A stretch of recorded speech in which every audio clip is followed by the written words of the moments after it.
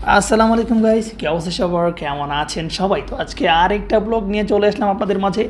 তো যাই হোক, সাথে জামাই আছে। জামাই দেখতেছেন খুবই খুশি, মাশাআল্লাহ। আসলে দাওয়াত পড়ছে 15 ঘন্টা ডিউটি করার পর চাইতাছি হচ্ছে ছোটো ভাইদের বাসায়, যেখানে আছে ছোটো ভাইয়েরা ভাতিজারা।